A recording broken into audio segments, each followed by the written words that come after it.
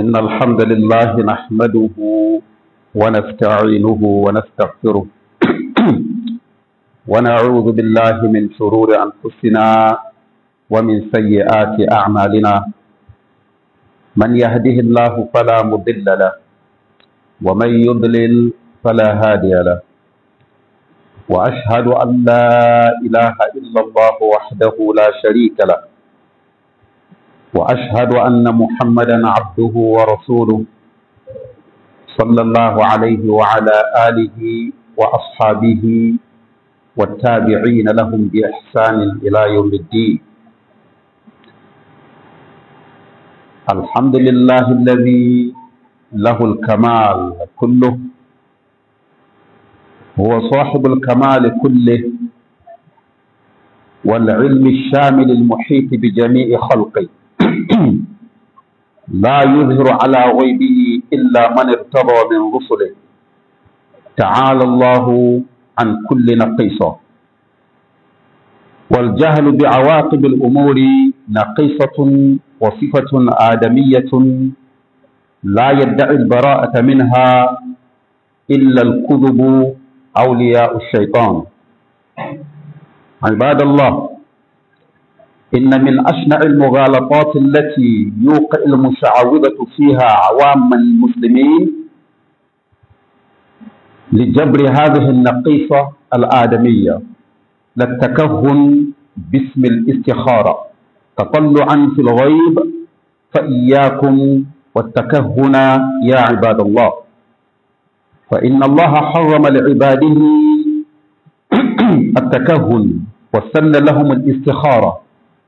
فثقوا بالله وتوكلوا عليه واستخيروه في جميع أموركم. عباد الله، إن الاستخارة ثقة بتدبير الله وتوكل عليه. فعن جابر بن عبد الله رضي الله عنه أن النبي صلى الله عليه وسلم كان يعلمنا الاستخارة في الأمور كلها كما يعلمنا السورة من القرآن، فيقول: إذا هم أحدكم بالأمر فليركع ركعتين من غير الفريضة وليقل اللهم إني أستخيرك بعلمك وأستقدرك بقدرتك وأسألك من فضلك العظيم إلى آخر الحديث. الاستخارة الصادقة يا عباد الله والتي على سبيل السنة إظهار للتوكل على الله وتفويض الأمر إلى عالمه الحق قبل وقوع المقدور باللجوء إليه، وهو المتفرد بتدبير شؤون العباد وهو العالم بالعواقب كلها. والاستخارة على سبيل البدعة شعوذة وتزوير وخيانة لأمانة يستودعها عوام المسلمين في من يعتقدون فيهم الدين والرشد والصلاح، فيغوونهم بحملهم على شرك محاولة إلاء الغيب أو بدعة اعتقاد علامات خاصة يدعى أنها الحاكمة في الدلالة على رضا الله في الأمر المستخار فيه.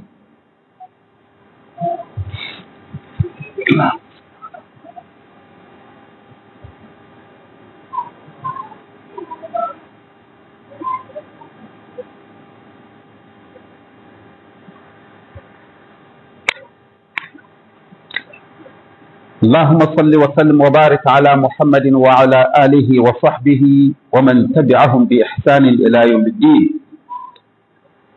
وصفة الاستخارة يا عباد الله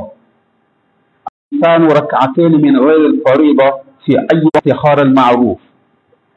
ثم إذا قدر له أن يكون الشيء وقع ودل على أن الله تعالى اختار لعبده أن يكون، وإذا صرف عنه بأي نوع من الصوارف دل على أن الله تعالى. وأما قول بعض الناس أنه لا بد للمستخير أن يرى في المنام أنه اختير له إما الإقدام وإما الترك، فالقول فهل يعتمد أو انشراح صدر أو تيسير للعلم بأن الله قد اختار للعبد؟ أما الرؤيا فقطعا لا، إنما الأمر دائر بين التيسير وانشراح الصدر عند العلماء، فمن جمع له بين الأمرين كان ذلك أقطع وأحسن. فلا تعتمدن يا عباد الله على انشراح قبل الاستخارة، ولا تتبعن هوى بعد الاستخارة، فعسى أن تكرهوا شيئا ويجعل الله فيه اختيار بين أمرين تساويا في الحكم ولكن في الأمر المستحب.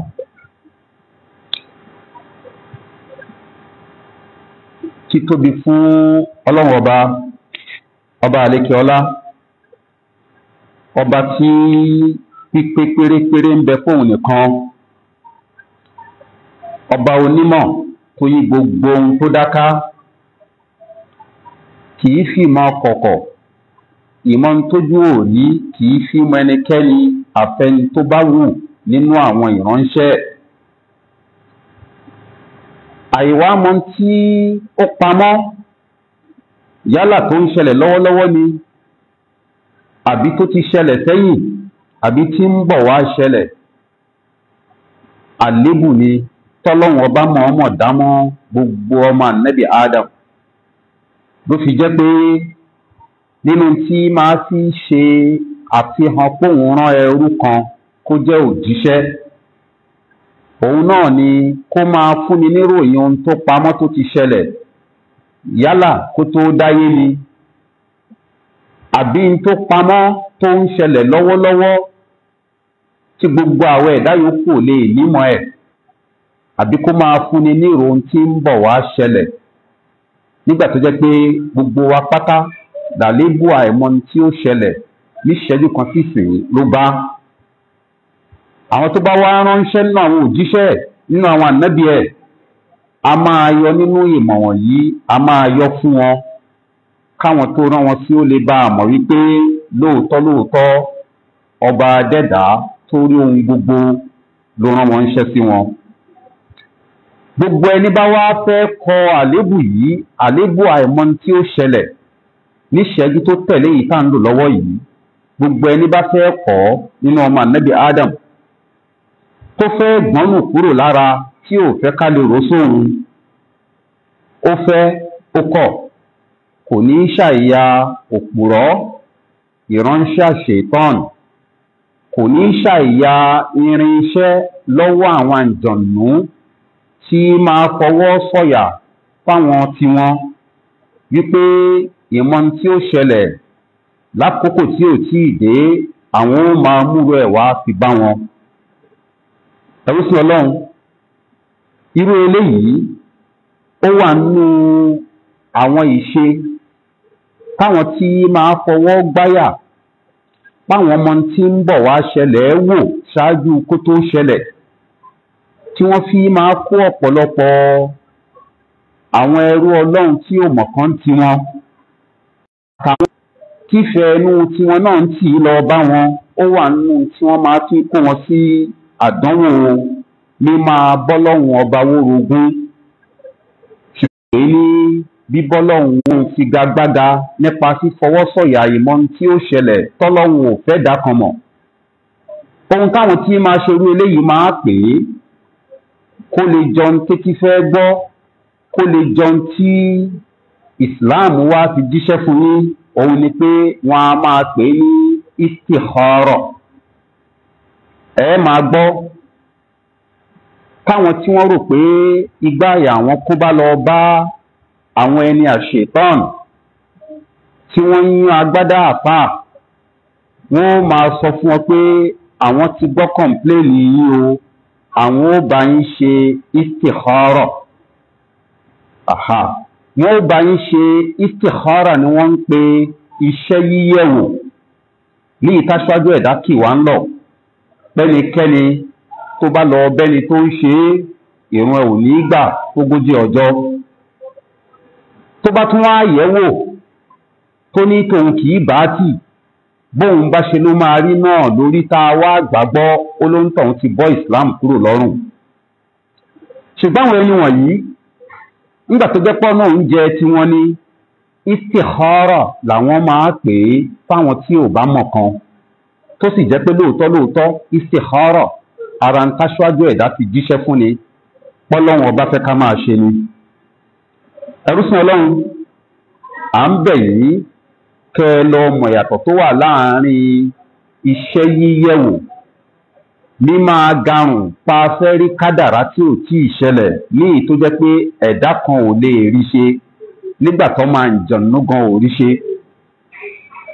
ìyàtọ̀ tó wà láàárín eléyìí àti istikhara òdodo káṣíwájú ẹ̀dá wa ti jíṣẹ́ fún yín ti Jábìr ọmọ Abdullah tó ní aṣíwájú ẹ̀dá máa kọ́ wa bí ṣe máa kọ́ wa ní Kùránì kíké, bẹ́ẹ̀ ni máa kọ́ wa ní bá ṣe máa ṣe istikhara, bá ṣe máa fi ọ̀rọ̀ wa lọ Ọlọ́run ọba nínú gbogbo tí ìgbìyànjú wa, èyí tí ó dùn tọ́lọ́run ọba ò bá ní lọ́wọ́ sí ni. Istikhara ó yàtọ̀ pátákì istikhara tí wọ́n láwọn ń bá yín ṣe. ṣe rí òdodo istikhara ní istikhara tó jẹ́ ti súnnà, ìjẹ́rìí ló ń jẹ́ tí àwa ò rí. lálékún ìgbára lọ́lọ́run ọba ni wípé ẹni tá a lọ bá tá a láàgbà páwọ̀ òrí tí ó ṣẹlẹ̀ òun la fẹ́ kó bá ní dá sọ́rọ̀, kó júwe tó tọ́ka ṣe àti tí ò tọ́ka ṣe fún ni níbi tó bá ti ń rújú. à ń fi istikhara a fi ń jẹ́rìí sí pé ọlọ́run ọba ń kọ́ òun náà ló tó sè,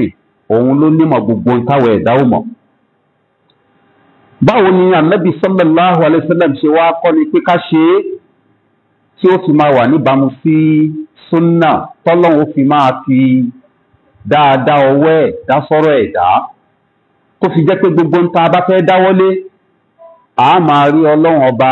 lálárànṣe nínú èrò, ibi tá a yà sí, ibi tí ò yẹ ká yà sí. ohun tí ọ̀pọ̀lọpọ̀ àwọn táwọn wò láàfáà ńlẹ̀ wa tí wọ́n pè wá sí tí wọ́n mọ wálé lórí náà ni pé ká máa wá kanlẹ̀kùn àwọn pétò akúfẹ́ ṣu o báwo ni ká ṣe ṣe é intan nabi sallallahu alayhi wa sallam tó fi kọ́ àwọn sọ̀hábà òun ni pé ẹ̀rí ìgbàkígbà tẹ́lẹ̀ kan nínú yín bá ti fẹ́ dáwọ́ lé ohunkóhun yìí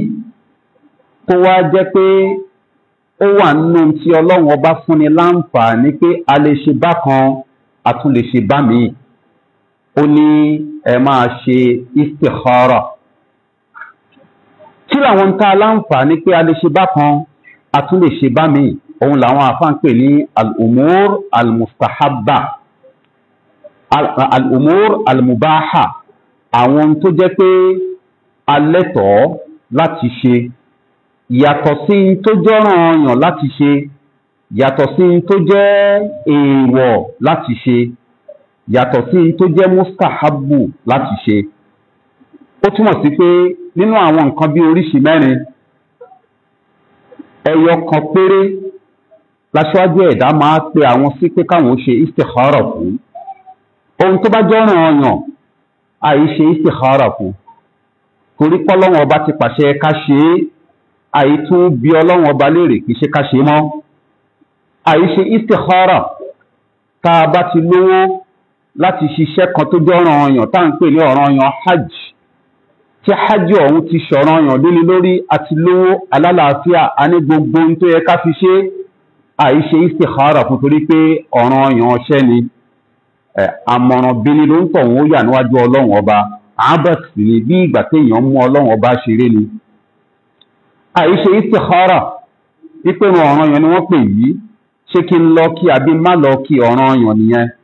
gbogbo ohun tó bá ti jọ́ràn ọyàn àìṣe istikhara pé ṣé ká ṣe é àbí ká má ṣe é bẹ́ẹ̀ náà ni àìṣe istikhara fún tó bá ṣe ìwọ̀ ká ṣe wọ́n lé ìwọ̀ ni àbá ńlẹ̀ pé mùsùlùmí máa ṣòkú máa yí ẹ̀yìn òkú tó ti kú padà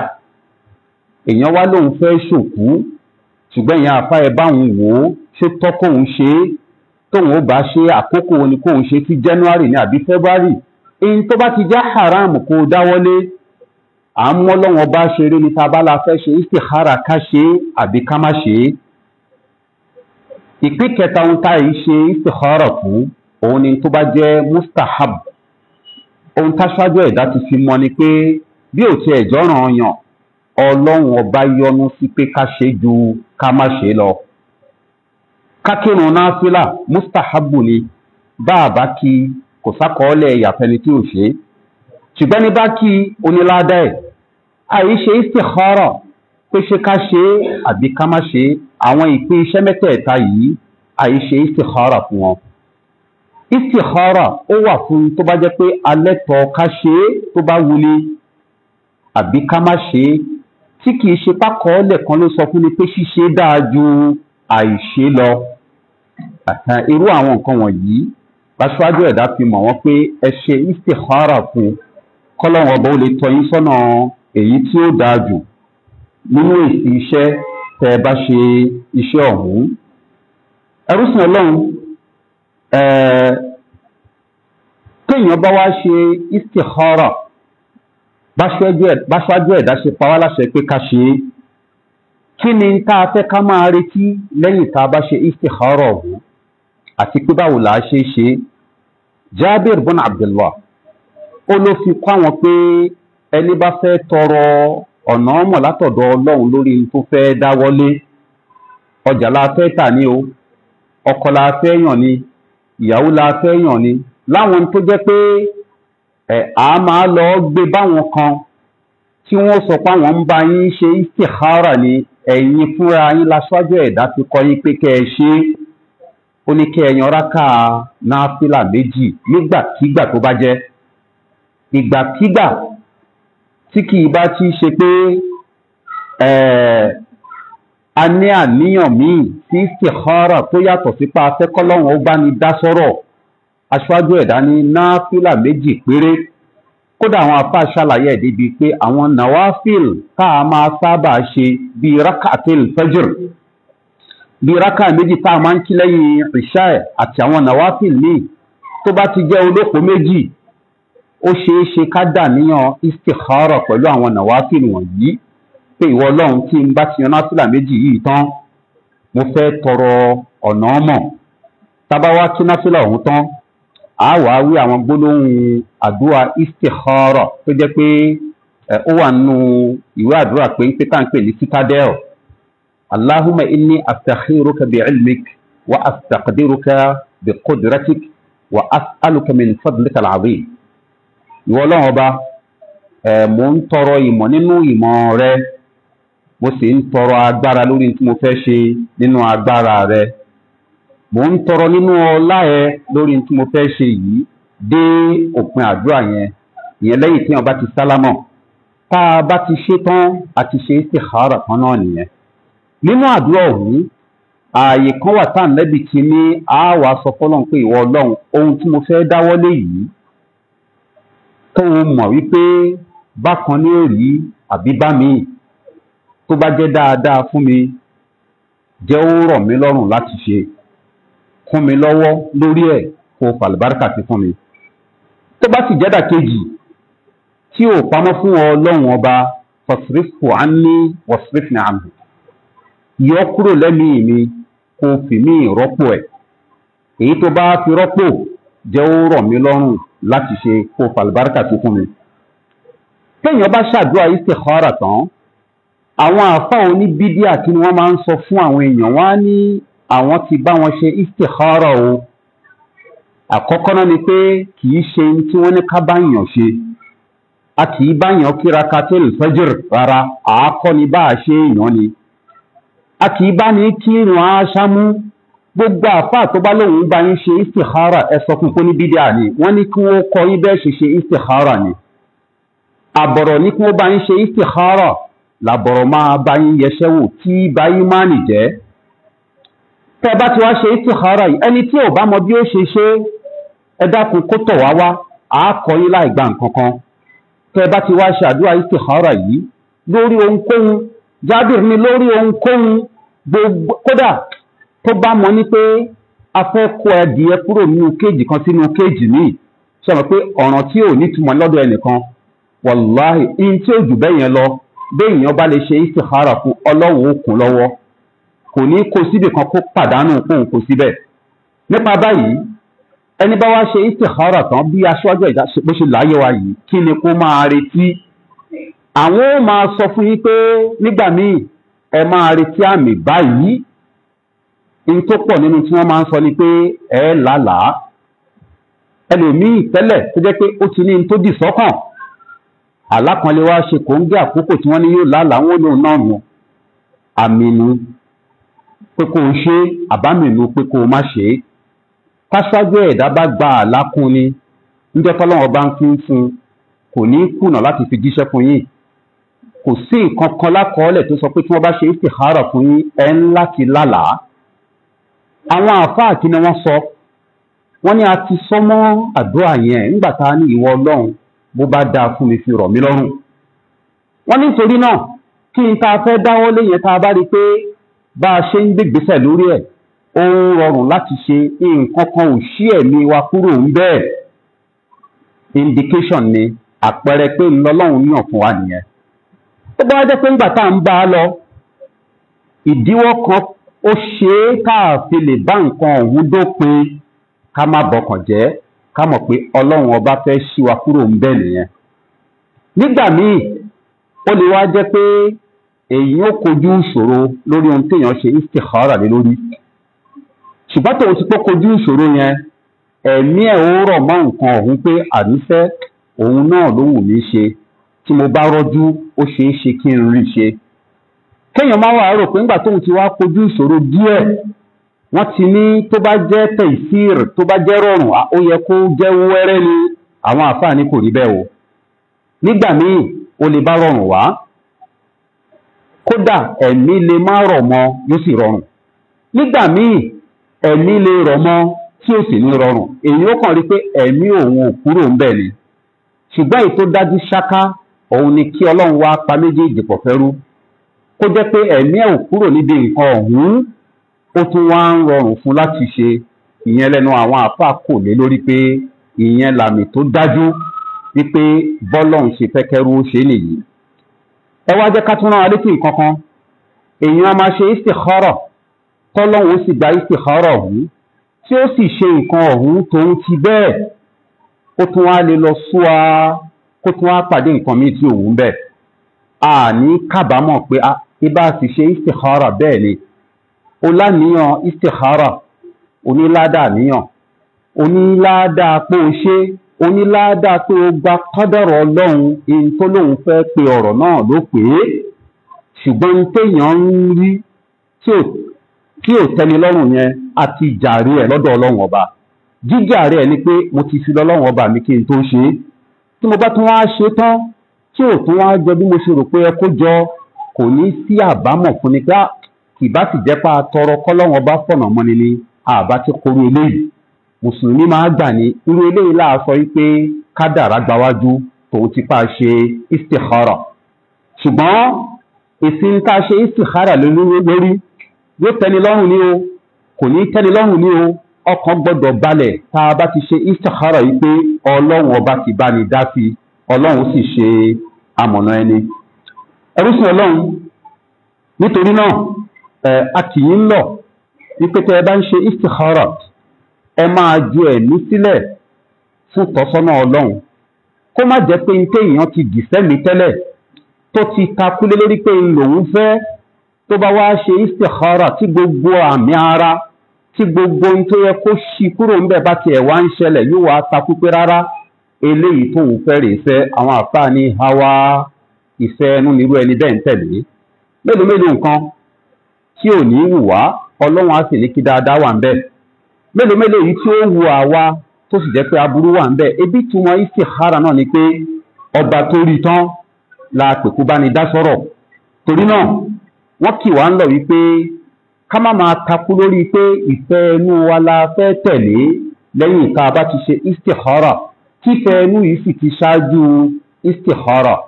istikhara ń túmọ̀ sí pé gbogbo bí nǹkan ọ̀hún ṣe lè wù kó wù mí tẹ́lẹ̀ tó lẹ́yìn tí mo bá ti bẹ̀rẹ̀ ọlọ́run ọba pé kó bá mi dá sí àwọn tí mo bá wá rí tí ó kún mi lọ́wọ́ láti ṣe àbí tí ó ṣí mi kúrò níbi ṣíṣe ẹ̀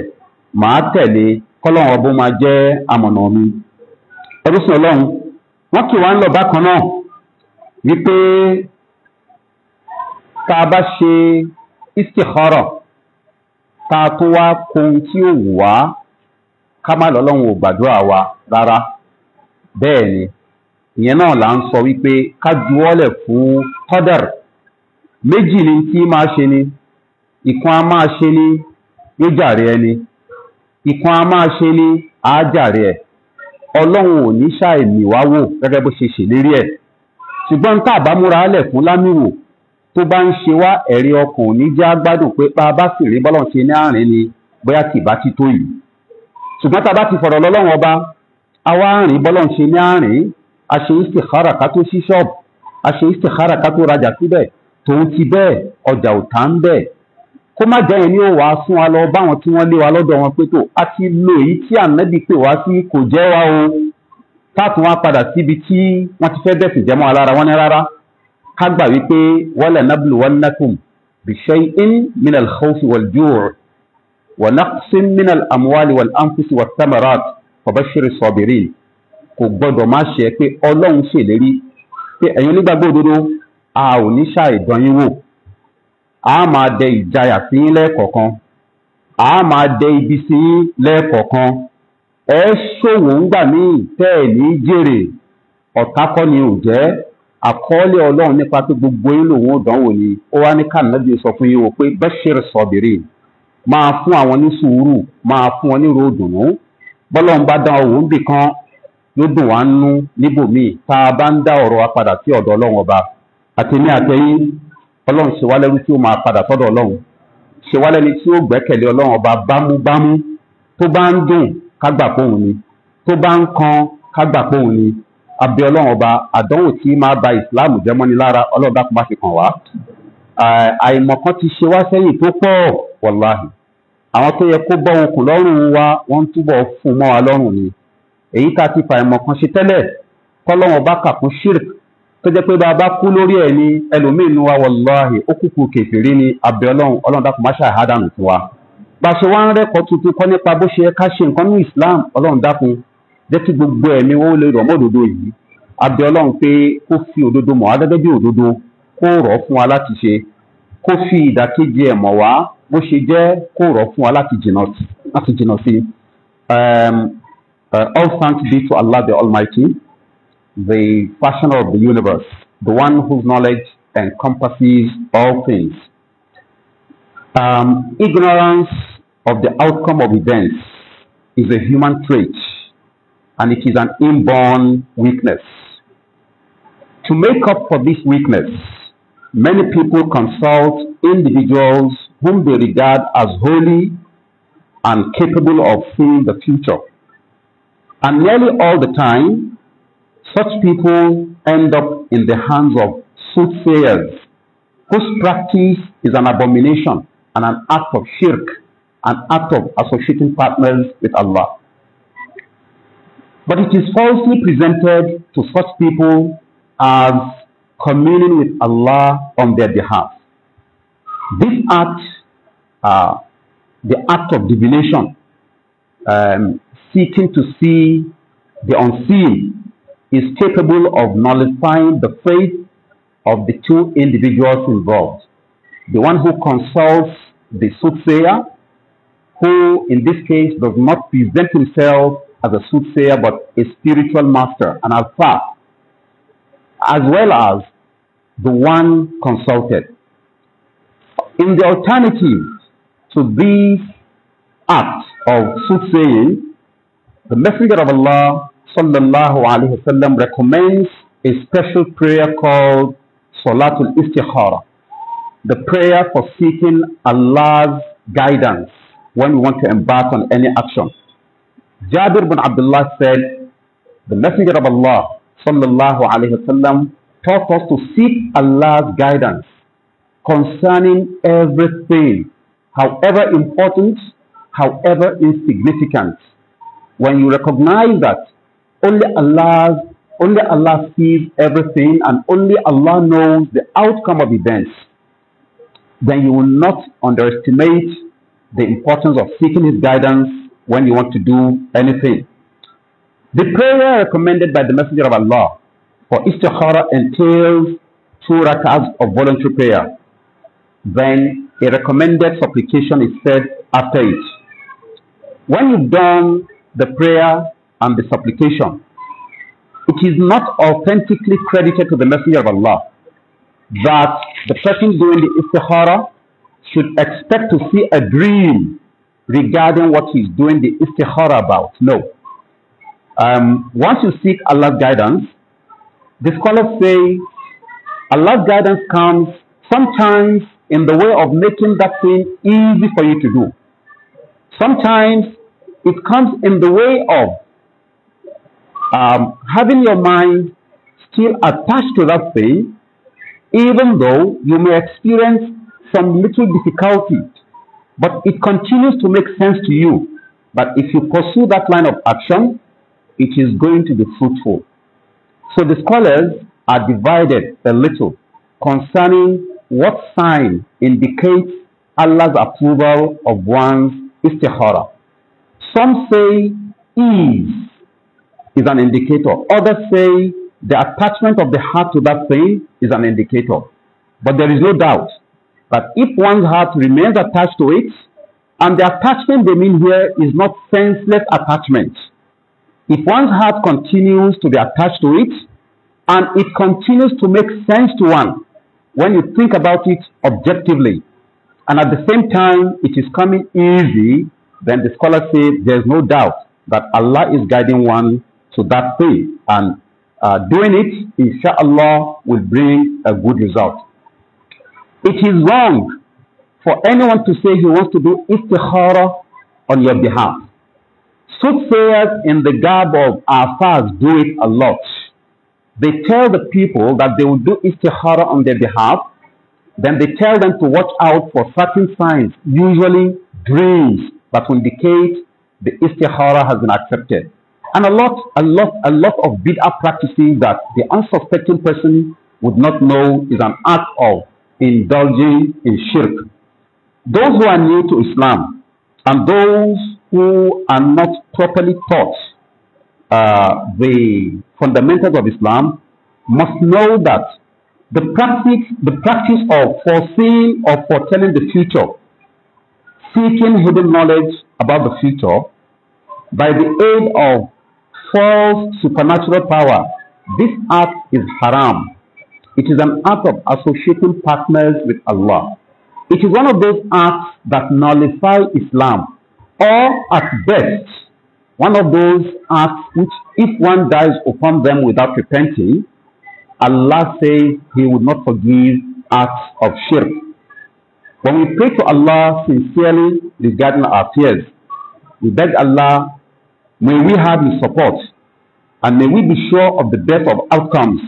even if those actions do not seem to follow our wills. When we've done istikhara, and what seems most reasonable from all objective considerations is not exactly in agreement with our wills, may we be of those who trust in our istikhara sufficiently to follow the line of action that is most reasonable. We beseech Allah the Almighty, it is He who commanded us to pray to Him and that He would answer us. Anytime we pray to Allah, may Allah accept our prayer. Allahumma anta amartana bidu'aik wa wa'adtana istijabatak فوفقنا للخير في كل أمر اللهم وأجبنا كلما دعوناك وقنا شر ما قضيت فلا حول ولا قوة إلا بك يا أرحم الراحمين قوموا إلى صلاتكم